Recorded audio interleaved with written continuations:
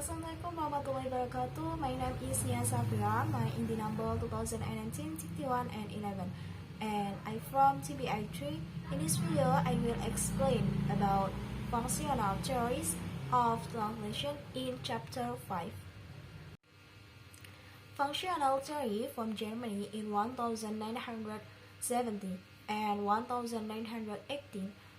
So, away from static linguistic typology, the shift in translation and the emergence of a functionalist in Germany to analyze translation. In this context, the following are four theories, and their work are noteworthy. The first is Catherine Rees, early work on text type, and the second Gustav Hotz-Marita's theory of translation action, and the third is Hans-G.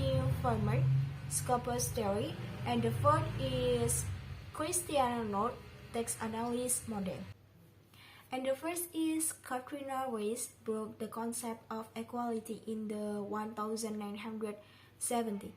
According to her, text is not just a word or sentence, rather the text serves to improve communication where equality must be sought.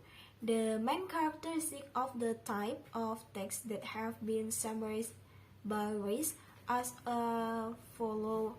The first type of informative text is simple communication of fact, information, knowledge, opinion, and etc. An example of both is reference and report. And the second is expressive text type, creative composition, where the author used the aesthetic dimension of language and focus on the form of creative composition, example poetry and drama. And the third, operative text, the purpose of this text is to attract or persuade a reader of the example at text. And the fourth is audio media subtitle, film like and visual and oral advertising, which complement the other three functional with visual image, music, and etc. And then the second is Gustav Hotz-Marita's the concept from communication theory and action theory.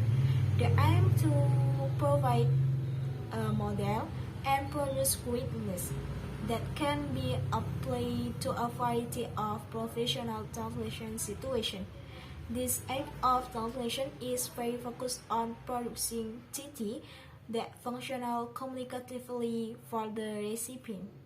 And then the third is Hans-G. Vermeer, take the concept of Scopus theory, which emphasizes the adaptation of the TT to meet the goal and meet the need of the TT audience.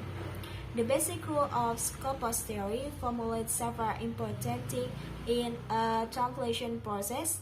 The first is the target text is determined by its corpus. The second, the target text is an over of information. The third is the target text does not initiate a direct exchange of over of information in the opposite direction. And then the fourth, the target text must be internally coherent in the target language. And then the five, the target text must be coherent with the source language. The fourth is Christian North, present a more detailed functional model that incorporates elements of text analysis and examine the organization of the text at the sentence level. North text analysis in translation is aimed primarily at providing translation students with a ST analysis model. It can be applied to all types of text and translation situations. Three aspects of the functionalist approach are specially used for this concept.